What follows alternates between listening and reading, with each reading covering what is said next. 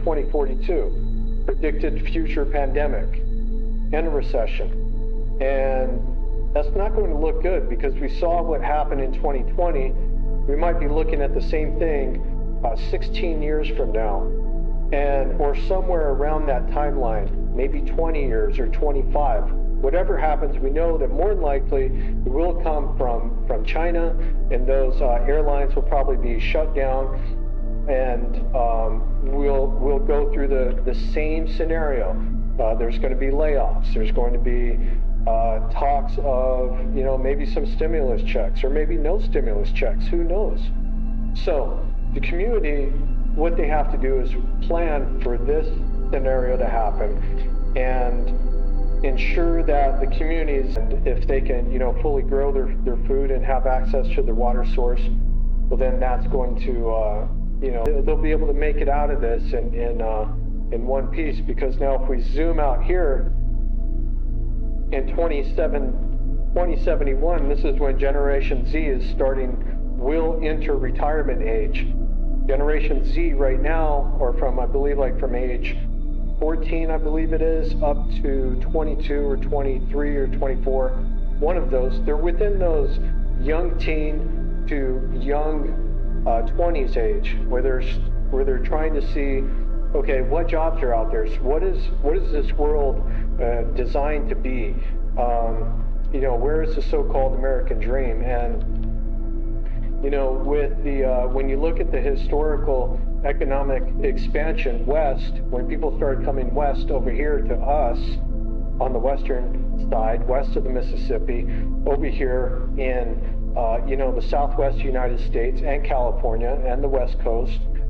Well, what you had was the gold rush, and then the gold rush, and then industrial age came about, and the building of the agricultural systems and the railroads, and then post-industrial age. And now we're past the post-industrial age and into the technology. Now you look at enterprise level technology, but also the small smartphone technology that we have. And you realize, well, what next? What comes next after that? Well, security.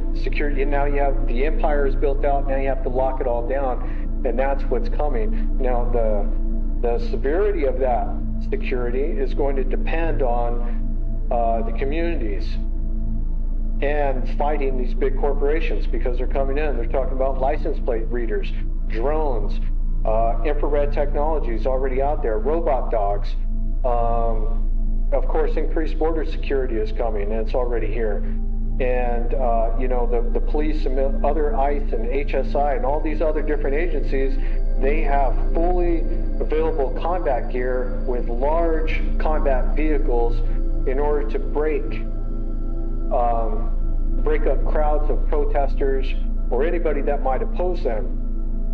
Now, it scared a lot of people during 2020 when this happened. When the pandemic also happened, well, the BLM riots happened, uprisings, because what happened was George Floyd was killed by the police. And for a lot of people, that was the first time, they have seen something like that on camera. But if you live in any of these other cities, you will know that this has been a continuous occurrence that was happening all over these cities, and activists were waking up and they're saying, hey, we need to hold these police accountable. We need to go in there, see what's going on, bring in some cameras. They must wear body cameras. There'll be a civilian police oversight board that looks at every situation where an officer kills a person, is involved in, and looks at it. And police have been getting away with murders for a very long time. And this issue, of course, it was in the press, but it wasn't covered as much. And the enterprise level and the nationwide press are going to suppress it. And that's what they've been doing. As a result, that pressure of communities against some of these police brutality have been increasing decade after decade. And now here we are in 2020 and 2026 with increased security states, police towns, police cities, advanced technology, in preparation likely for this. So, what happens when this scenario happens, or a scenario where you have a lot of employees at Amazon protesting higher wages? You know, the foundational buildup of this society is really held up by farm workers and those at the bottom. If you can imagine the farm workers that are out there picking the fruit, picking the vegetables, doing the hard work, doing the heavy lifting that most people can't even think about or they don't even know. If they all went on strike and walked out for 1 year or 2 years, you know what you would see? You would see the army or militias point guns at them and tell them to get back in that field and work through force. That's the type of future and society and downward pressure that we're facing, and we need to be prepared for it going forward. Generation Z is in trouble. Recently I saw a group of Hispanic engineers in Texas at a job fair, and there must have been about 250 to 300 Hispanic engineers at a job fair looking for a job. And I told myself, oh my God, there's no jobs there for them. You know, they spent all those years studying engineering. It might have been construction engineering, electrical engineering, some sort of engineering degree, or within that space, like project management maybe. Spent all those years and maybe went to private school, maybe some didn't. They just went and bootstrapped themselves with the hard work ethic that we do have, only to find themselves in a job fair, which is pretty much advertisement for companies. There's no jobs there. Those jobs don't exist. And I'll show you why. They never did. It was mainly to funnel through students to sell them a dream of something that was never there in the first place. Because if you look at the institutions, whether it be private or public, there are only so many seats available. Look at the unemployment rates, and I have the numbers here. You can see what I was just talking about, those financial activities. Looking at the 2024-25 U.S.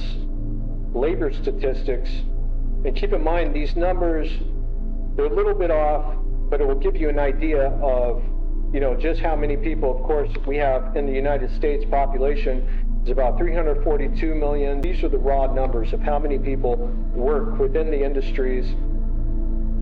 And I have it over here broken down in industry concentration per population. As you can see, let's just go from the top down in each group. There's white group. They are losing a little bit, I guess you could say, of their population in leisure, hospitality, and construction. And they're mostly concentrated in the educational and health services. Blacks are also concentrated in education and health. Most of their population is concentrated in those industries. Same with Asian. Now, if you look at Hispanics, do you see a problem? It's at 17% as compared to all the other groups. And that's not good. And I would even hypothesize that there is no room.